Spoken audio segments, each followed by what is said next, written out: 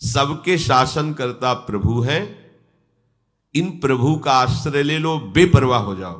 पर आप आश्रय नहीं ले पाते, इसलिए बेपरवाह नहीं हो पा रहे। अगर आप आश्रय तत्व को जान जाएंगे तो आज से ही जीवन मुक्त अवस्था का आनंद लेने लगेंगे। पर हम लोग वाणी से आश्रय की बात करते और रहते अहम में हैं। अहम का भी जो संचालन करता है, शासन करता है, वो हमारे प्रभु श्री कृष्ण हैं। इसीलिए कहते तुम तो केवल मेरा चिंतन करो, योगक्षेम का वाहन मैं करूंगा, काहे को परेशान होते हो। पर परेशान होना है जीव का स्वभाव बन गया है। वो बिना परेशानी के रह नहीं सकता, वो परेशानी पैदा करता है। अपने लोग बचना चाहते परेशानी से, पर जिस परेशानी से बचना चाहते हैं उसी परेशानी को गले लगाते हैं और सोचते हैं इससे बच जाएंगे।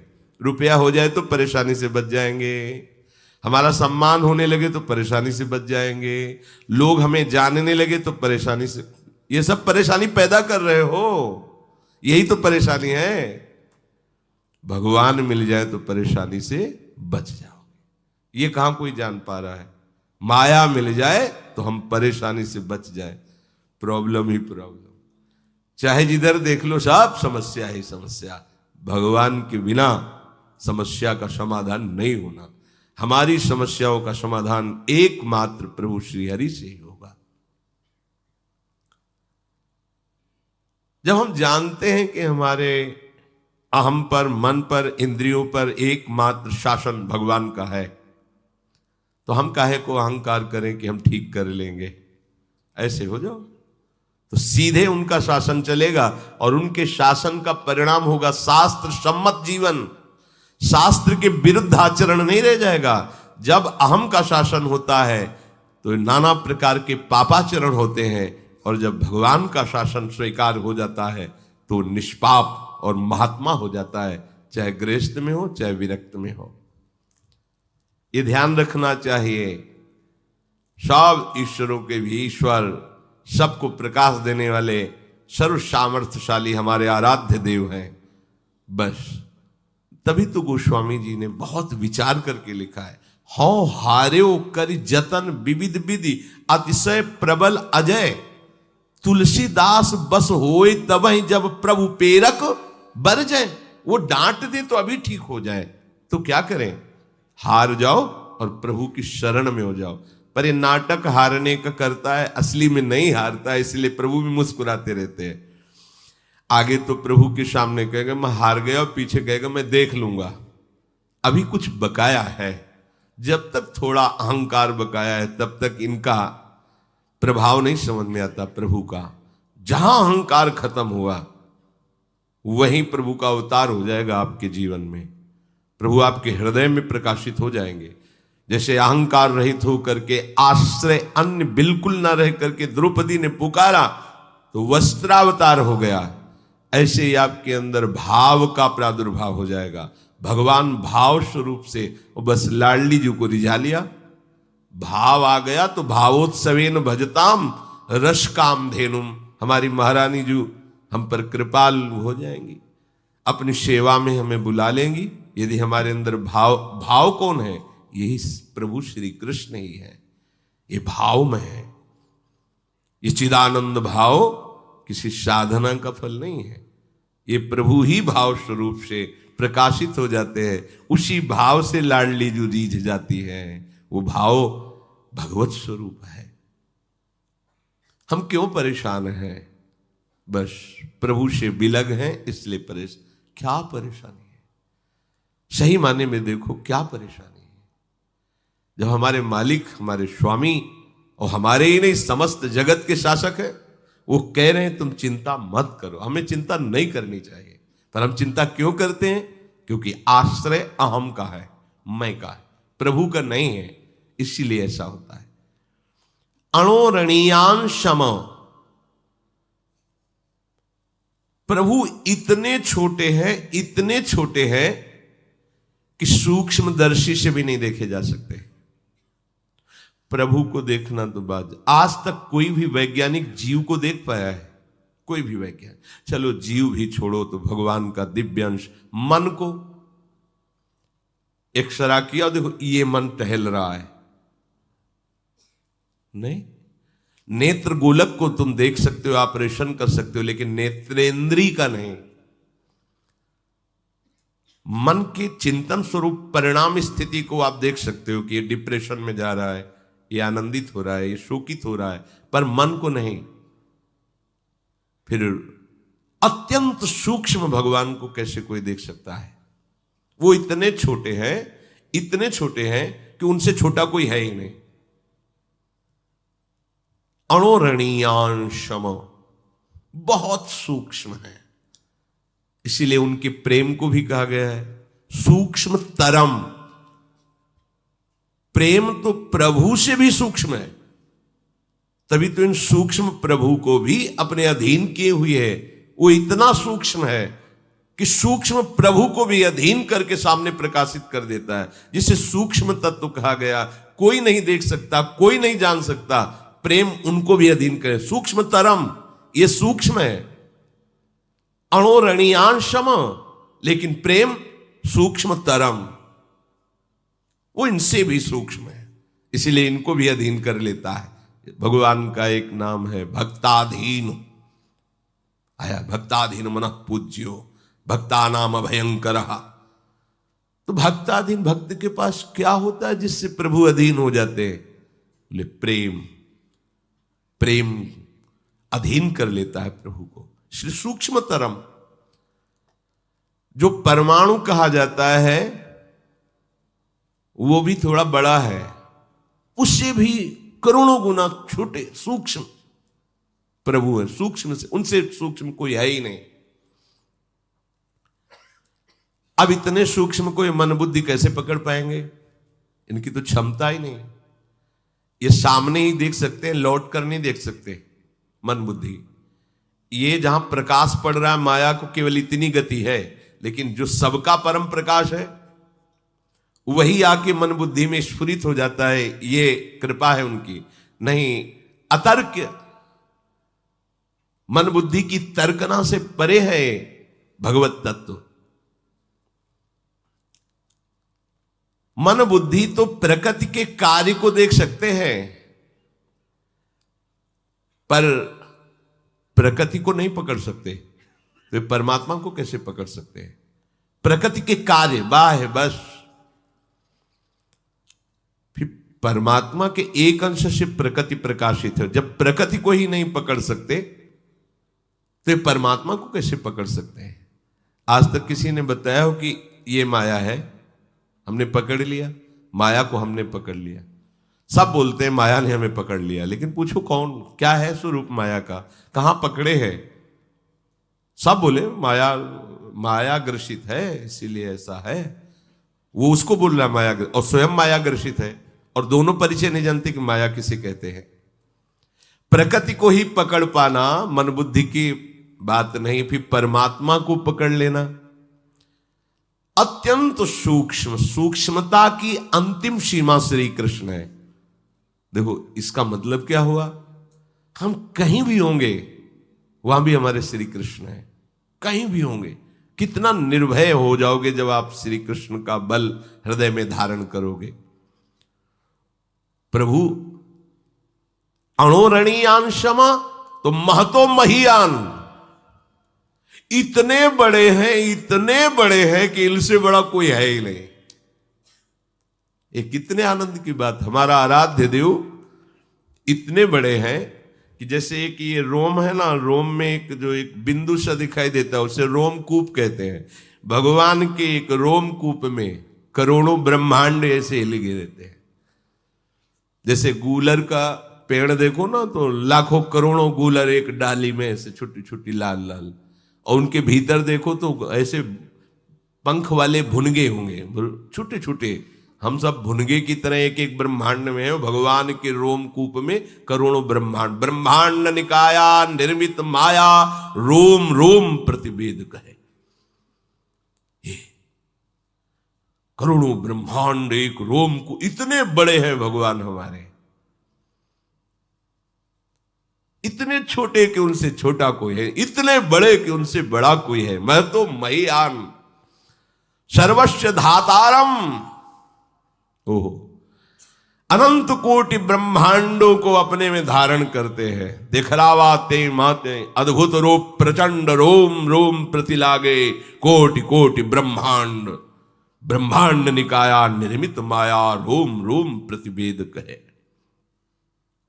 सर्वस्व धातारम, अनंत कोटि ब्रह्मांडों का पोषण करते हैं, धाता है। जैसे माता अपने बच्चों का पोषण करती है, अनंत जीवों का पोषण। देखो ऐसे ऐसे सुंदर रंग बिरंगे पक्षी हैं कि चित्त लुभायमान हो जाए। उनको किसने रंगा?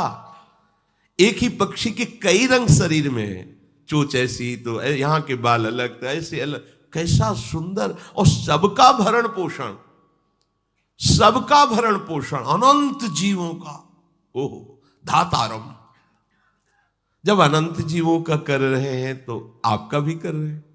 ये भगवान का परिचय देने का मतलब क्या समझ रहे हो? सबसे बड़े कवि अर्थात विद्वान, विद्या संपन्न, ज्ञान संपन्न हमारे भगवान है। पुराणम सबसे पुराने पूर्वज महान हमारे भगवान है। अनुशासितारम सब पर शासन, ईश्वरों के भी ईश्वर भगवान श्री कृष्ण का है। जितने भी शास्त्र हैं, गुरु हैं, संत हैं, सबके ऊपर इन्हीं का शासन है। जितने भी अनंत ब्रह्मांडों में जितने गुरुदेव, जितने शास्त्र, जितने संत, जितने महापुरुष, सब पर शासन। कोई भी ऐसा नहीं है जो गुरु कृपा के बिना बोध को प्राप्त हुआ हो। तो सब गुरुओं का गुरु परम गुरु श्री कृष्ण आए। आखिरी में यहीं से शुरू होता है आखिरी, इसीलिए इनको वंदे कृष्णम जगत गुरुम। कोई भी हो, जितने भी शास्त्र हैं सब इन्हीं गुरु की वाणी है। जितने भी गुरुदेव हैं सब इन्हीं की कृपा से अपने स्वरूप को प्राप्त होते हैं। जितने भी संत महात्मा हैं इन्हीं की कृपा कोर से माया मुक्त होकर अपने अपने भाव के अनुसार इनका अनुभव करते हैं। अनुशासितारम, सब पर शासन। ये जानकर हमें प्रफुल्लित होना है कि मेरे स्वामी ऐसे हैं। केवल ऐसा ही नहीं है कि उनको तुम माखन चोर कह दो, तुम उनको ऐसा वैसा शब्दों से उच्चारण। कौन है? स्वयं परिचय बता रहे हैं। कविम पुराणा मनुशासितारो मनोरणीयांश मनुस्मरेद्या सर्वस्व धातारम अचिंत रूपो मादित्य वर्णम तमसः परस्तात। मैं छोटे से भी छोटा हूं, मैं महान से भी महान हूं। सर्वस्व धातारम, अनंत कोटि ब्रह्मांडों को अपने में धारण करता हूं और अपने से ही पोषण करता हूं। आप अपने 3.5 हाथ शरीर को अपना मैं मान के पोषण करने के लिए परेशान है। 2-4 परिवार के लोगों को अपना मानकर टेंशन में है, कैसे क्या होगा। अनंत ब्रह्मांडों को अपने में धारण करके और सबका भरण पोषण कर रहा, वो मेरा स्वामी है। मेरा भरण पोषण नहीं करेगा? अरे मेरा भी भरण पोषण। तुम गर्भ में क्या कर रहे थे? तुम्हारा भरण पोषण हुआ कि नहीं? तुम बाहर प्रकट हुए, तुम्हारे दांत नहीं थे, मर जाते अगर वो भरण पोषण की व्यवस्था न करता। मां के वक्षा स्थल में ही अनुकूल दूध की रचना कर दी। उतना ही गर्म, उतना ही मीठा, उतना ही पावर जितना हम पचा सकते। कितना कृपालु है। हम समझते हैं अहम से हम अपना भरण पोषण कर रहे हैं। सर्वस्व धातारम, वो सबका भरण पोषण कर रहा है मेरा आराध्य देव। सबको जो भी स्फूर्ति मिल रही, सबको, चाहे पापी हो चाहे पुण्यात्मा हो, वो केवल प्रभु से मिल रही, केवल श्री कृष्ण से मिल रही। इसी बात को जानकर महात्मा जन सब में भगवत भाव से प्रणाम करते हैं कि बाहरी लीलाएं 3 गुणों के अनुसार, कहीं राक्षसी, कहीं राजसी, कहीं सात्विक, पर इनको जो स्फुरना मिल रही, जो सामर्थ्य मिल रही, जो पावर मिल रहा है, वो श्री कृष्ण से ही मिल रहा है। तमसा परस्तात। पर यह बात तुम तभी जान सकते हो जब अज्ञान से ऊपर उठोगे, क्योंकि ये परमात्म तत्व अज्ञान से नहीं जाना जा सकता।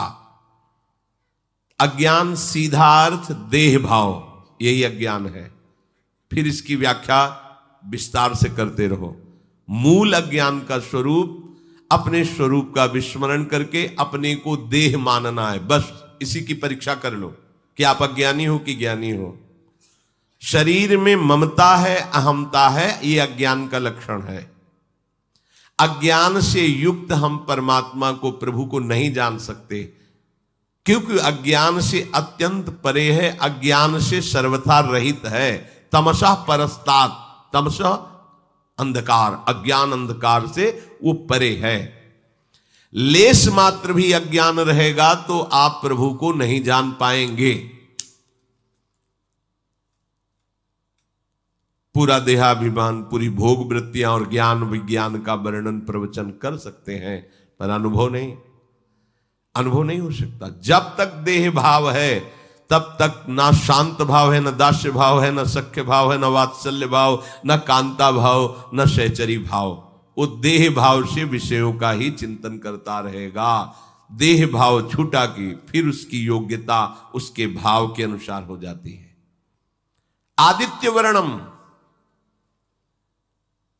जैसे सूर्य उदय होने पर अंधकार नहीं रह जाता, ऐसे ही भगवान का आश्रय लेते ही जब ज्ञान का प्रकाश होता है तो अज्ञान अंधकार नष्ट हो जाता है। आदित्य वर्णम, सूर्य की अब उपमा दे रहे, जैसे सूर्य प्रकाशित हो तो ही काम बने अंधकार नाश का। नहीं, जितनी भी प्रकाश की वस्तुएं सब कर दी जाए, बड़े बड़े पहाड़ों में आग लगा दी जाए, खूब बड़े बड़े हाइलोजन लगा दिए जाए, जगह जगह मोमबत्ती, दीपक, जो भी आप कर पाओ, पर क्या अंधकार का नाश हो जाएगा? नहीं होगा। जहां ये प्रकाश की व्यवस्था नहीं होगी, बगल में ही अंधकार छाया रहे। और सूर्य उदय भी नहीं होता, उसके पहले ही अंधकार नष्ट हो जाता है। देखो, सूर्य उदय नहीं हुआ पर प्रकाश छाने लगता है। हमें उस समय किसी लाइट की जरूरत नहीं होती। अभी देख लेना, सूर्य जैसे जैसे उदय होने का नजदीक समय आएगा, अंधकार नष्ट हो जाएगा। सूर्य उदय हुआ कि फिर अंधकार की खोज भी नहीं, घर की आंतरिक कोठरी में भी प्रकाश झलकने लगता है। ऐसे ही चाहे जितना साधन कर लो, वही हाइलोजन, मोमबत्ती, ये सब प्रकाश, अंधकार नहीं जाने वाला। एकमात्र सूर्य ही है जो अंधकार का नाश कर देता है। एकमात्र भगवान का आश्रय और उनका निरंतर सुमिरन ही तुम्हारे अज्ञान अंधकार को नष्ट करेगा। अन्य तपस्या आदि बड़े बड़े साधन वही है अंधकार नष्ट करने की यंत्र, लेकिन सूर्य नहीं है। सूर्य कौन है? आदित्य वर्णम, भगवान। भगवान का आश्रय, भगवत भजन, ये सूर्य की तरह प्रकाश। हृदय में कहीं भी अंधकार नहीं। अज्ञान तिमिरांधस्य ज्ञानांजन शलाकया चक्षुरुन्मीलितम मेन तस्मै श्री गुरुवे नमः। वो हमारे नेत्रों में ज्ञान का प्रकाश कर देते हैं, अज्ञान अंधकार का नाश हो जाता है। इसलिए भगवान को कहा कि मन बुद्धि आदि को भी जहां से प्रकाश प्राप्त होता है, अज्ञान का सर्वथा जहां से नाश हो जाता है, वो हमारे प्रभु श्री हरि है। आदित्य वर्णम अनुस्मरेत अचिंत्य रूपम। बहुत समझने का विषय है। हमारे प्रभु का रूप कैसा, आप भाव करें तैसा। अचिंत्य रूपम, उनका क्या स्वरूप है, आप जैसा भाव करें। देखो, गोस्वामी जी इसी को सरल भाषा में कहते हैं, जाकी रही भावना जैसी, प्रभु मूर्ति देखी तीनु तैसी। प्रभु कैसे? बोले जैसी आपकी भावना वैसे ही आपको भगवत दर्शन होगा। वैसे तो अचिंत स्वरूपम, तुम्हारे चिंतन में आने वाला तत्व नहीं है श्री हरि। जैसी भावना आपकी, आप जैसी भावना से सत्य का आरोप कर लेंगे वैसे ही अनुभव आने लगेगा। ये भगवान का खेल है। जैसी भावना करेंगे आप, पत्नी भावना से तो भगवान मेरा पत्नी बना हुआ है पक्का 100%, 99 नहीं। आप पुत्र भाव, वही पुत्र बना हुआ है मेरा हरि ही, दूसरा नहीं, पक्का। जिस दिन तुम्हारे नेत्र खुलेंगे तो तुम देखोगे तो मैं भगवान में ही खेल रहा था, मैं भगवान में ही खेल रहा था, चूक गया।